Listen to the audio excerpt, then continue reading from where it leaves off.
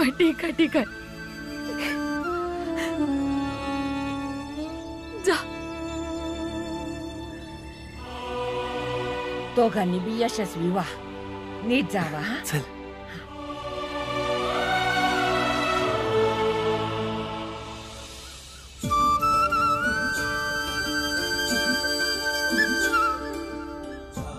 नीट मन लावून बाजा वाजवायचा.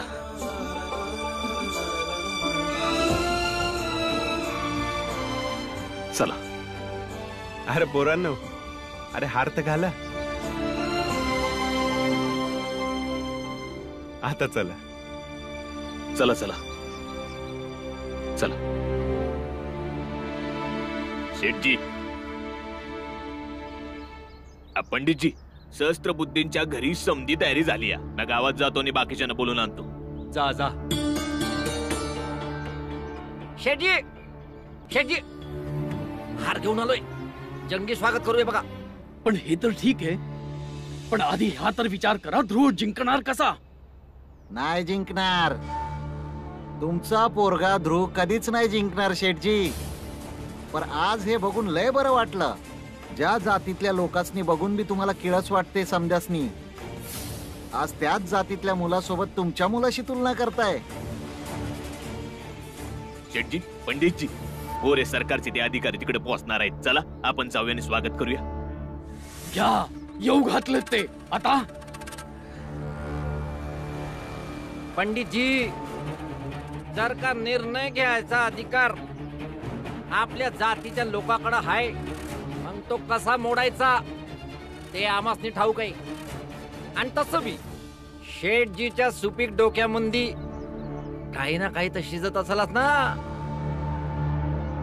शेठजी, पंडितजी, चला स्वागत करायला. हा हा, जावा जावा. जसं बी तुम्ही लोक लयच विचित्र लोक आहात. जे लोक आपल्या आजूबाजूला आपल्या समाजाचा भाग बनून राहतात, त्यांना तर तुम्ही कधी बघायला बी जात नाही. आणि जर का इंग्रज सरकार मधलं कुणी आलं तर हार घेऊन त्याचं स्वागत करायला जातायचा. आणि आता जातच आहे तर तुमचं जरा ही पडलेली तोंड नीट करून जा. विचार तर चांगले नाहीच आहेत, कमीत कमी तोंड तरी नीट करा. पंडितजी, शेठजी, चला.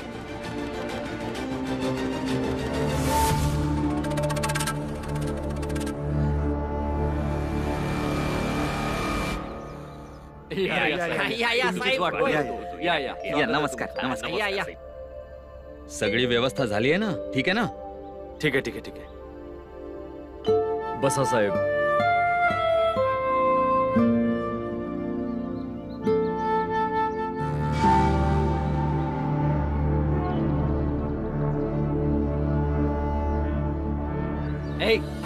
थांब तिथंच. तुम्ही लोक आज कुठं चाललाय? तुम्हा समध्यांची तिकडे जागा आहे, तिकडे जाऊन उभा राहा.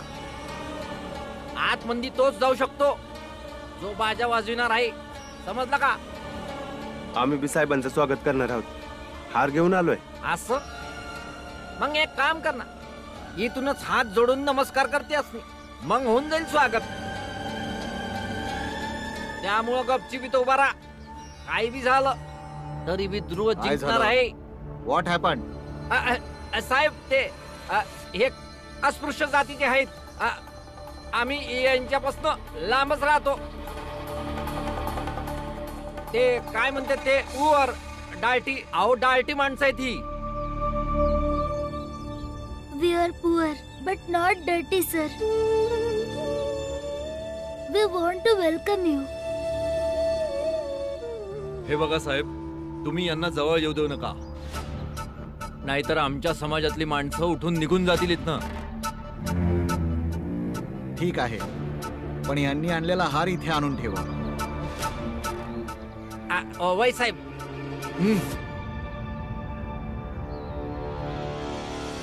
वरून टाकी.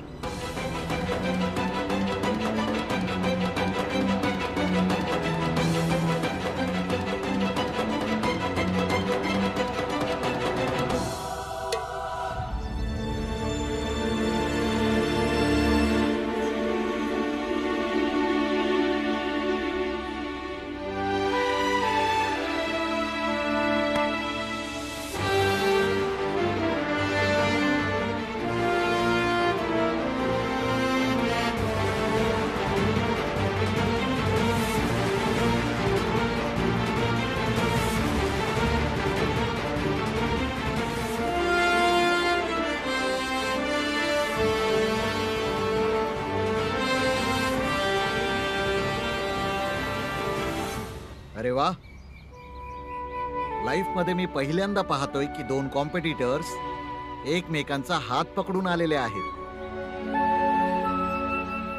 हो, हे आम्हाला रामजी काकांनी शिकवलंय की मन स्वच्छ असायला पाहिजे.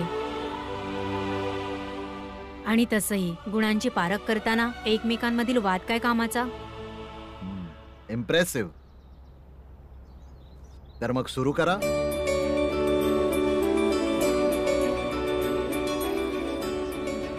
शेठजी या बसा.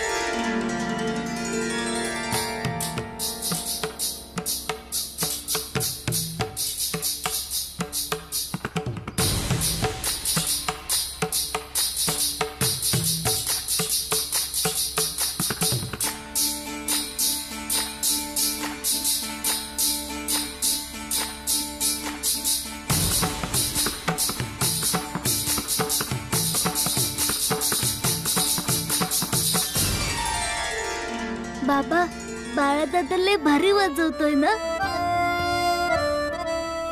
भय भीमा पार एकदम तल्लीन झालाय बघ. आता साताऱ्यात आईची फक्त 2च पोरं असणार, होय ना बाबा.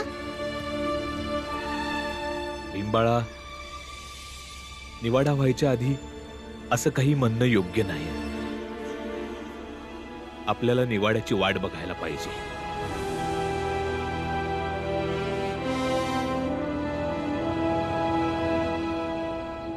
बाळा, मी तुझ्या यशानं नाही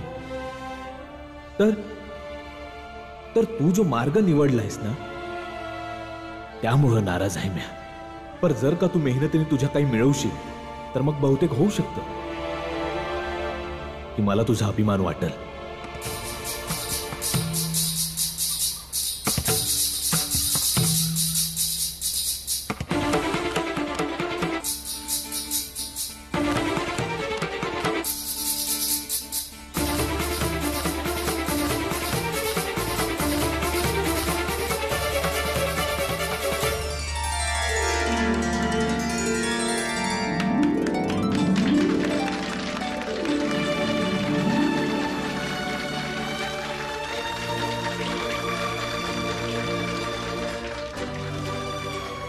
तुम्ही दोघे जण खाली या.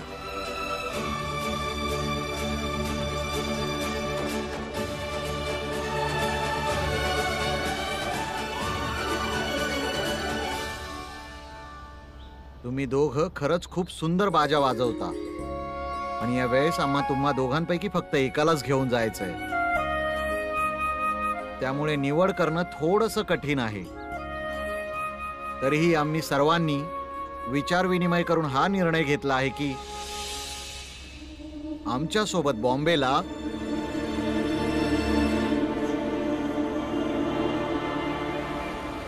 ध्रुवला घेऊन जाऊ.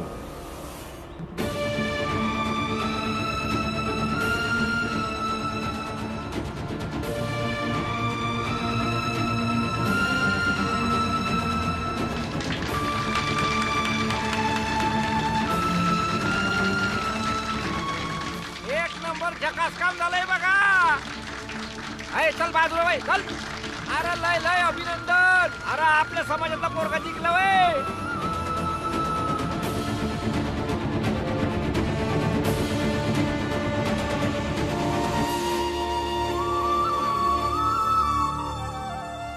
तर ध्रुव, लगेच तुझं सामान बांधायला घे.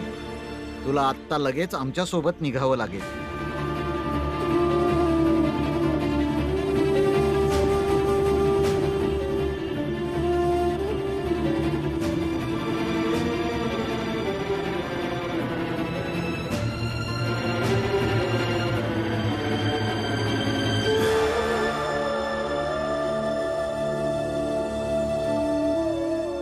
आम्ही तुझी वाट पाहतोय.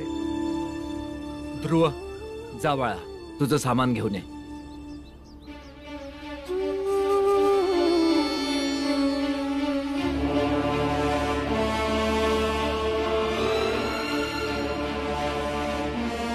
चला आपण आनंदानं ध्रुवला बी निरोप देऊया. हं?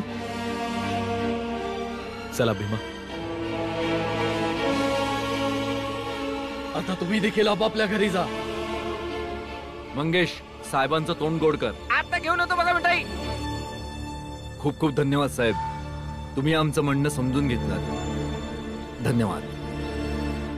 साहेब, आज जायच्या आधी आम्हाला तुम्हाला काहीतरी सांगायचं साहेब. ठीक आहे, सांगा. हे बघा, या 2 लोकांपैकी एक मुलगा अस्पृश्य आहे. थोडा विचार करा साहेब. एका अस्पृश्याच्या मुलाला तुम्ही तुमच्या बरोबर घेऊन जाणार साहेब, आणि तो तुमच्यासारख्या मोठ्या लोकांबरोबर कसा वागेल, कसा बोलेल. आणि साहेब, आम्ही तर ऐकलंय का इंग्रज सरकारमध्ये अस्पृश्य जातीतल्या माणसांनी बाहेर काढले जाते. आणि साहेब, त्या अस्पृश्य जातीतल्या पोराला तुम्ही तुमच्या संघ घेऊन जाल तर तो तुमच्या समजाबरोबर राहणार. अहो, तुमच्या इथं तर मोठं मोठं राजा महाराजा येतात, आणि जर का त्यांना हे समजलं काय इंग्रज सरकारमध्ये एका अस्पृश्य जातीतला पोरगा भाज्या वाजवितोय, तर ते समधी तुमच्या हातचं पाणी बी नाही प्यायची. अस्पृश्य जातीतला प्रत्येक माणूस तुमच्यापासून लांब पळायला लागल. आणि सगळ्यात महत्वाचं, तुम्ही देखील तर उच्चवर्णीय आहात ना, तर तुम्ही उच्चवर्णीयांसाठी घेतलेला निर्णय समाजाचा उद्धारच करेल ना. साहेब, तुम्ही माझ्या मुलालाच घेऊन जा. अहो, तुमचे हे उपकार मीच काय, आमचा पूर्ण समाज आयुष्यभर लक्षात ठेवू.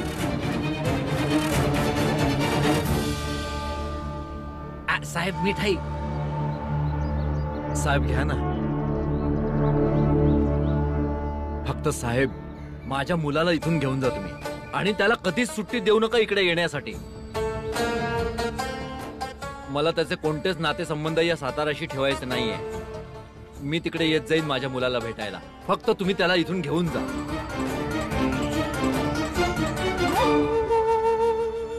बाळा, हे राग मनात ठेवणं बरं नाही. इंग्रज सरकारच्या मोठ्या अधिकाऱ्यांनी ध्रुवला निवडलं, मग त्याच्या इजयाचा सन्मान कर, आणि त्याला अगदी मनापासून आनंदानं गर्वानं बॉम्बेला जाण्यास निरोप दे.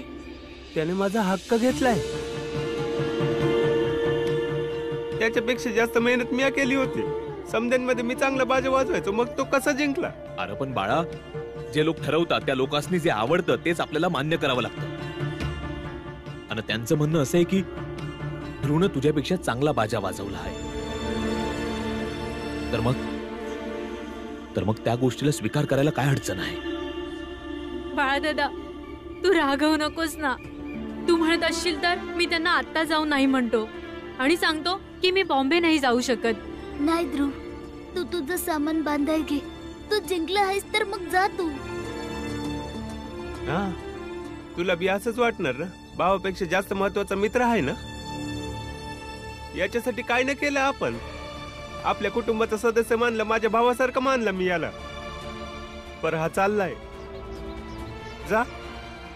बाळदादा, बाळदादा, ध्रुवने तर तुझ्यासाठी विष बी खाल्लं होतं. त्याला वाटलं असतं तर तुला बी खायला घातलं असतं. तू हे समज विसरलास. ध्रुव, चल तुझं सामान बांधाय घेऊ.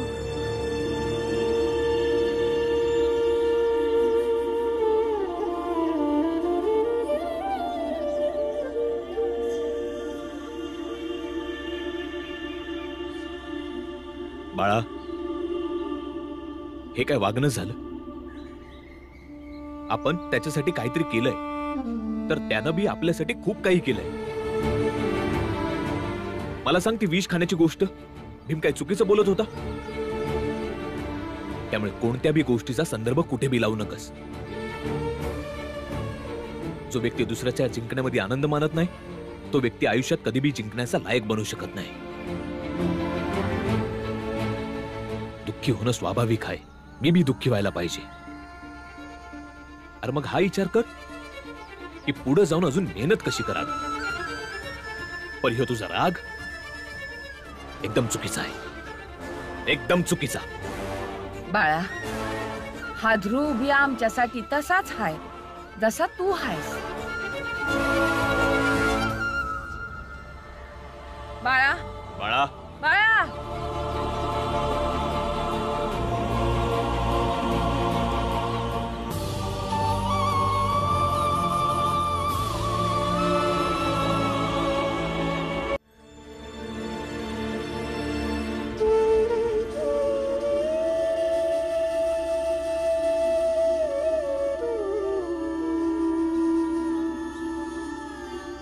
या बाळाला समजत का नाही? समजतंय त्याला, म्हणूनच रागात येतो.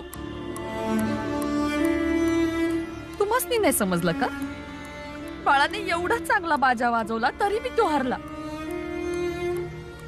मला बरंच काही समजलंय भीमाबाई, बरंच काही.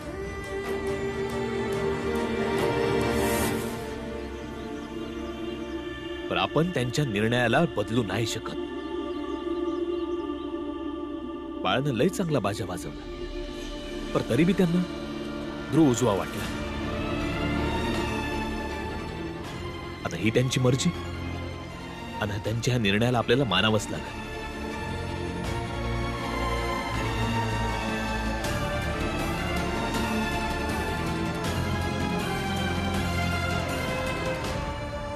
एकदा त्यांच्याशी बोलायचं तरी होतं ना. बोलून काय फरक पडणार आहे भीमाबाई? समद्या गावासमोर त्यांनी आपला निर्णय सांगितला. निर्णय जो काय आहे, चूक असेल बरोबर असेल, पर ते त्यांचा निर्णय नाही बदलणार. आणि आपण जास्त वाद घातला तर ते म्हणतील की दोघांपैकी कुणी बी जाणार नाही. ते बी तर चुकीचंच बोलला भीमाबाई. तर कमीत कमी या गोष्टीचा तर आनंद आहे की दोघं बी आपलीच पोरं आहेत. कुणी बी गेलं चांगलंच आहे. असं बी ध्रुवला घेऊन मी जरा चिंतितच होतो, काळजीत होतो. एका चांगल्या घरातला पोरगा आपल्या बरोबर, आपल्या मध्ये, आपल्या घरात राहतो. या पैका कमवण्यासाठी इतक्या लहान वयामध्ये जे काय करत होता ते बघून लय वाईट वाटायचं. मग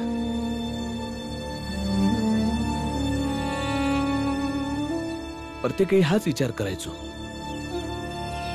की ध्रुवला एखादं काम मिळालं असतं, छोटं मोठं काम मिळालं असतं तर माझ्या काळजावरचा थोडा भार कमी झाला असता. तर या अर्थानं बघशील तर बरंच झालं ना ध्रुव जातोय ते.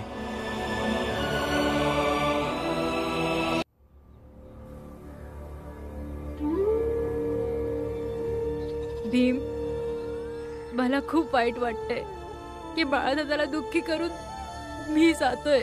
ध्रुव, म्या बाबांनी सांगितलेली गोष्ट नेहमी ध्यानात ठेवतो. तू बी ध्यानात ठेव. योग्य आणि अयोग्य मध्ये नेहमी योग्य गोष्ट निवड. मग अयोग्य गोष्ट निवडाया किती बी मार्ग असो.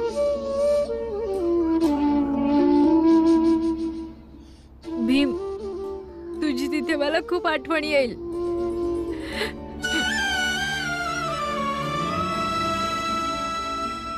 तू तिथं मन लावून बाजा वाजव. तुझ्यासारखी प्रत्येक गोष्ट मला कोण समजावून सांगेल भीम? स्वतःला समजवण्याची सवय करून घे. आणि काकीच्या हातच्या पुरणपोळ्यांची आठवण येईल तर मग मी काय करू? मी मोजून ठेवीन ध्रुव. जेव्हा तू इथे नव्हतास तेव्हा आमच्या घरी किती वेळा पुरणपोळी बनली. आणि मग तू जेव्हा इकडे येशील तेवढा वेळा मी आईला पुरणपोळी बनवायला सांगन. आणि मला तिथे चहावाल्यासारखा कोणी भेटला ज्याच्यावर मला राग आला, मग मी काय करू? तेव्हा डोळे बंद करून मोठा श्वास घेत जा आणि राग घेऊन टाकत जा. प्रेम का हम पर बरसाई, अंतर भीगी आत्मा हरि भई बन राय।